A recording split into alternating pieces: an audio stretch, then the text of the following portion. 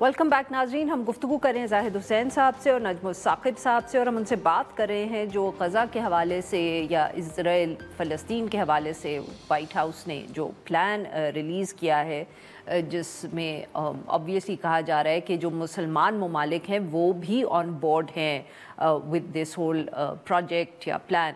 जी जाहिद हुसैन साहब, सर अब अगर इस पे हम बात कर लें कि ये जो मुसलमान ममालिक 8 हैं जिनमें पाकिस्तान की हुकूमत भी शामिल है, तो ये आपके ख़याल में why did they come on board, क्यों उन्होंने सपोर्ट किया? क्योंकि बार बार सर इसका जिक्र भी हो रहा है और प्लान में भी लिखा हुआ है कि एक फ़ोर्स बनाई जाएगी जो गालिबन मुसलमान ममालिक से जो ट्रूप्स हैं वो गज़ा में आएंगे और सिक्योरिटी फराहम करेंगे। देखिए आरफा, ये बताइए कि 2 साल में इतना ज़्यादा एक जेनोसाइड चल रहा है, दुनिया भर में इस पे प्रोटेस्ट भी हुए हैं, जैसे आपने बताया कि ख़ास तौर पे मगरबी ममालिक में अभी तक और एक अमेरिका तक में बहुत ज़्यादा हुए कैंपसेस में।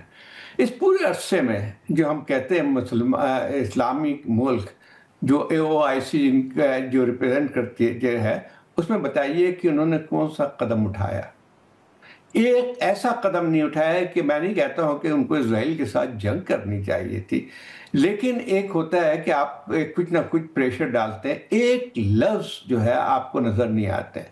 इस पे बहुत ज़्यादा पहले बातचीत होती रही कि हमें कोई तेल की उसमें पाबंदी लगाई जाए, हमें इजराइल के साथ ट्रेड ख़त्म किया जाए। और इस पूरे अरसे में देखिए बाज़ मुल्क ऐसे भी थे जिन्होंने, अरब मुल्कों की और गल्फ मुल्कों की बात कर रहा हूँ, जिन्होंने इजराइल के साथ अपने सफारती ताल्लुकात तक मुनक़ता नहीं किए।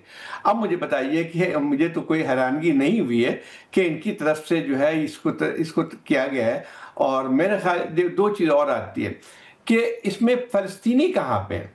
ये पूरे जो है पूरी बातचीत में पूरे जो है मसले की जो है आमतौर पे यही होता है कि जब इस किस्म की नेगोशिएशंस होती हैं, इस किस्म की पीस डील होती है, तो वो फरीक भी होता है जिसके जो कॉन्फ्लिक्ट में दूसरा फरीक होता है उसका भी वो भी शरीक होता है बातचीत में। और पहले जितनी भी हुआ है, पहले आपको याद होगा 1990 की, चाहे ओस्लो में हो चाहे मैड्रिड कॉन्फ्रेंस में हो, ये तमाम जगहों पे जब भी कोई इजराइल और उसमें दरमियान हुआ है तो वो हम इजराइल और पैलेस्टीनियन ऑर्गेनाइजेशन जो थी उनके दरमियान होता रहा। तो मसला के हल जो है उसमें आपने फ़लस्तीनियों को बिल्कुल बाहर कर दिया है। उनकी अपनी किस्मत का फैसला जो है आप कौन करेंगे? अब करेंगे कि एक ऐसी एडमिनिस्ट्रेशन हो रही है जिसकी सरबराही ट्रंप करेंगे, और उसमें कौन और होगा? इसमें टोनी ब्लेयर होंगे। अब मुझे बताइए कि ये कोलोनाइजेशन नहीं है और क्या है? फिर उसके बाद ये उसी की एक शक्ल है जो कि आपको याद होगा फरवरी में ट्रंप की तरफ से एक तजवीज़ आई थी कि इजराइल को अमेरिका के कंट्रोल में देना चाहिए ताकि उसको नए सिरे से कोई तामीर करें और रवेरा के तौर पे इसको इस्तेमाल करें। तो मुझे उसमें क्या फ़र्क है मुझे नज़र आता है। अच्छा, एक और बात भी आती है कि इसमें कौन सा वे फॉरवर्ड क्या है।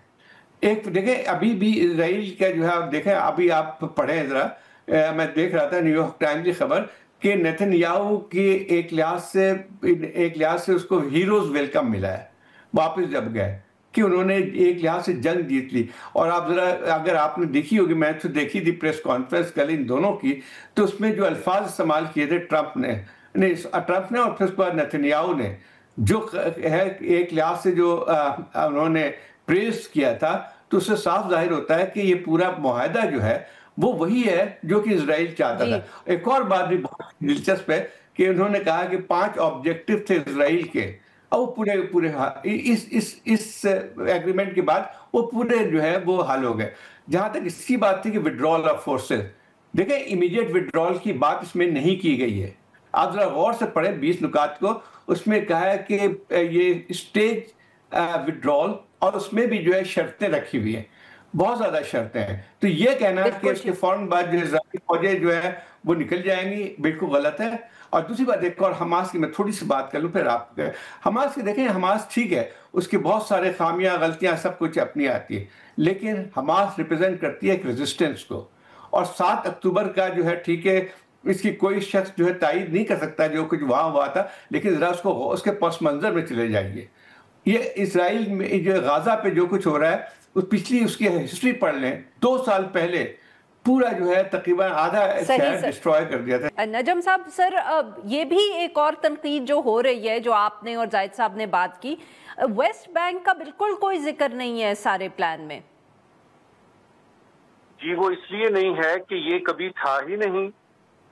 मुझे बताइए, ये आप ओस्लो अकॉर्ड ले लें, मैड्रिड ले लें, आप ये अब्राहम अकॉर्ड ले लें, उसमें तो बात हो रही है कि इजराइल को तस्लीम किया जाए और ये प्लान के मुताबिक चल रही हैं चीजें। और ये तो ये सीधा सीधा आंखों में धूल झोंकने वाली बात है ना कि हम गजा का अमन प्लान लेके आए हैं, मरहलावार इनखला होगा और उसके बाद इसको एडमिनिस्टर करेंगे। और वहां पे जिसको एडमिनिस्टर करेंगे वो कौन लोग हैं, वो किसको एडमिनिस्टर करेंगे? वहां पे तो फलस्तीनी है। तो क्या आप इजरायली जो है वो एक्सोडस करके अब यानी यहाँ पे सारे इजरायलियों को लगाएंगे? सीधा सीधा सा है कि वो चीज जो कि पिछले 2 साल से खास तौर पे जो आपकी नस्ल कुशी हो रही है, जहां तक हुआ कि जी इजिप्ट से कहा गया तुम ले लो, उसने इनकार कर दिया। जॉर्डन का वो जो है आपका बादशाह जो है, उसने कहा जी मैं कुछ ले लेता हूं, मैं ज्यादा नहीं ले सकता। यहां तक बात हुई इंडोनेशिया भेज दीजिए।